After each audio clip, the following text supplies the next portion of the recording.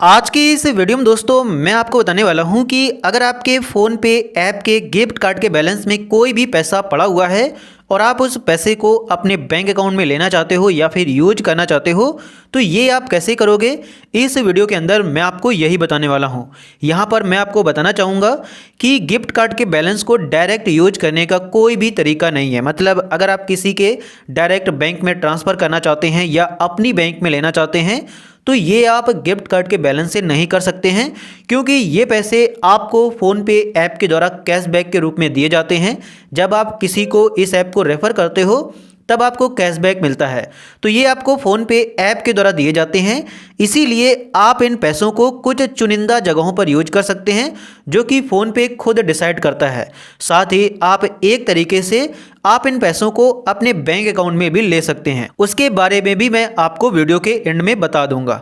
तो इस प्रकार से दोस्तों आपका फ़ोन पे का गिफ्ट कार्ड बैलेंस आपको यहाँ पर देखने को मिल जाता है। आप देख सकते हैं कि मेरे गिफ्ट कार्ड का बैलेंस 5188 रुपये है और इनको अभी मैं आपको अपने बैंक अकाउंट में कैसे लूँगा ये मैं आपको अभी करके दिखाने वाला हूँ। लेकिन उसके पहले अगर आप हमारे चैनल पर नए हैं तो प्लीज़ आप इस वीडियो को लाइक एंड चैनल को सब्सक्राइब जरूर कर देना। तो यहाँ पर दोस्तों मैं आपको 3 तरीके बताने वाला हूँ जिनसे आप अपने इस गिफ्ट कार्ड के बैलेंस को यूज कर सकते हैं और साथ ही अपने बैंक अकाउंट में ट्रांसफ़र कर सकते हैं। डायरेक्ट कोई भी तरीका नहीं है बैंक अकाउंट में ट्रांसफ़र करने का, यह मैं एक बार फिर से आपको कंफर्म करना चाहूँगा। तो फ़ोन पे गिफ्ट कार्ड के बैलेंस को यूज करने का जो सबसे पहला तरीका है वो है मोबाइल रिचार्ज करने का। आप यहाँ पर किसी का मोबाइल रिचार्ज कर सकते हैं, बिजली का बिल पे कर सकते हैं, रेंट भर सकते हैं, लोन रीपेमेंट कर सकते हैं। मतलब जो भी आपको बिल्स एंड रिचार्ज के ऑप्शन आपको इस ऐप में मिलते हैं उनसे अगर आप पैसे यहाँ पर ट्रांसफ़र करेंगे तो आपके ये पैसे ट्रांसफ़र हो जाएंगे। आप रिचार्ज करेंगे तब गिफ्ट कार्ड के बैलेंस से आपका रिचार्ज हो जाएगा। अगर आप यहाँ पर इसके अलावा मतलब बिजली का बिल पे करोगे तो वो भी आपके गिफ्ट कार्ड के बैलेंस से उसका भी यहाँ पर बिजली का बिल पे हो जाएगा। और यहाँ पर मैं आपको दिखाना भी चाहूँगा, मैं यहाँ पर हिस्ट्री पर क्लिक करता हूँ। देन यहाँ पर आप देख सकते हैं कि मैंने यहाँ पर इन लोगों के रिचार्ज किए हैं। एक मैंने ये रिचार्ज किया है किसी का और एक ये रिचार्ज किया है। तो इनका रिचार्ज मैंने अपने गिफ्ट कार्ड के बैलेंस से ही किया है। मैंने अपने बैलेंस से इनका रिचार्ज कर दिया है और उसके बाद जो भी पैसे बनते थे वो मैंने इनसे ले लिए थे।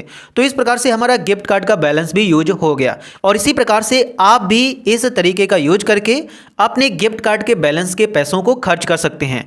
आपको सिंपली अपना रिचार्ज कर लेना है या अगर आपसे कोई करना चाहता है तो उसका रिचार्ज आपको कर देना है और वो पैसे आपके गिफ्ट कार्ड के बैलेंस से कट जाएंगे और जो भी रिचार्ज का प्राइस बनता है वो आप अपने कस्टमर से ले लेंगे। मतलब जिसका आप रिचार्ज कर रहे हैं उससे आप ले लेंगे। और इसके बाद जो दूसरा तरीका है फ़ोन पे गिफ्ट कार्ड के बैलेंस को यूज करने का वो है फ़ोन पे बिजनेस QR कोड।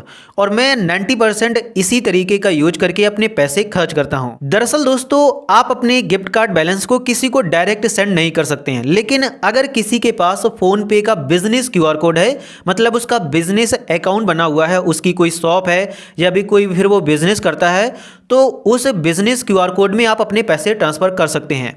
मैं आपको यहाँ पर दिखाना भी चाहूँगा कि किस प्रकार का बिजनेस QR कोड होता है। तो इस प्रकार का दोस्तों बिजनेस QR कोड होता है।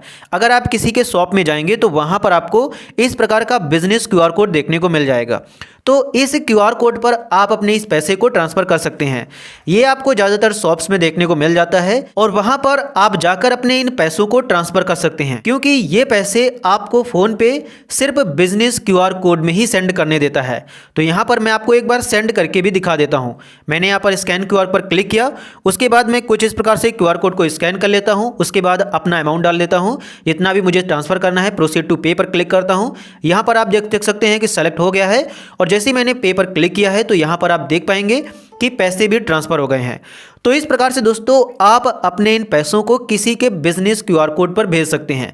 जिसका भी बिजनेस QR कोड बना हुआ है उसके पास आपको जाना है और उसको पैसे ट्रांसफ़र कर देने हैं। अगर वो आपको वापस पैसे दे सकता है कैश में तो आपको कैश में पैसे ले लेना है, या फिर आप किसी के शॉप में जाकर कोई सामान भी खरीद सकते हैं और उसको अपने गिफ्ट कार्ड के बैलेंस से पैसे पे कर सकते हैं। और मैं इसी तरीके से अपने पैसे अपने बैंक अकाउंट में लेता हूँ। मैं अपने बिजनेस अकाउंट में पैसे ट्रांसफ़र कर लेता हूँ और उसके बाद एक दिन के बाद उस बिजनेस अकाउंट से मेरे पैसे मेरे बैंक अकाउंट में आ जाते हैं। हालांकि इसमें 1% का चार्ज लगता है, मतलब जब आप किसी के बिजनेस अकाउंट में 100 रुपये भेजोगे तो उसके अकाउंट में 99 रुपये ही जाएंगे, 1 रुपये फ़ोनपे के द्वारा काट लिया जाता है।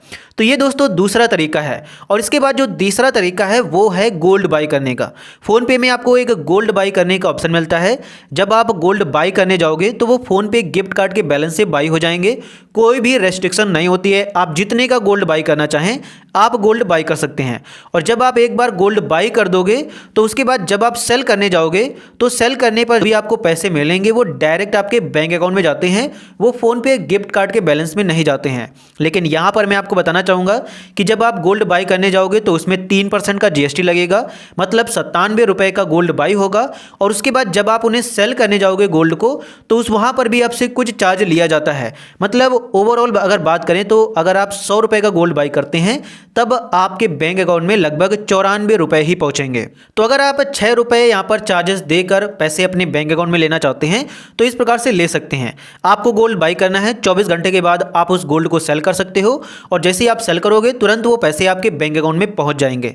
हालांकि मैं आपको नहीं प्रेफर कर रहा हूं कि आप इस तरीके से अपने पैसे अपने बैंक अकाउंट में लें। आप या तो किसी का बिजनेस क्यूआर कोड यूज़ कर सकते हैं या फिर आप रिचार्ज कर सकते हैं। तो ये दोस्तों 3 तरीके हैं जिनसे आप अपने फ़ोनपे गिफ्ट कार्ड के बैलेंस को अपने बैंक में ले सकते हैं या फिर उन पैसों को यूज कर सकते हैं, जिसका पूरा कंप्लीट प्रोसेस मैंने आपको बता दिया है। अगर आपको ये वीडियो पसंद आया हो तो प्लीज़ आप इस वीडियो को एक लाइक एंड चैनल को सब्सक्राइब जरूर कर देना। साथ ही अगर आपके मन में कोई क्वेश्चन हो तो आप उसे हमसे कमेंट सेक्शन में पूछ सकते हैं।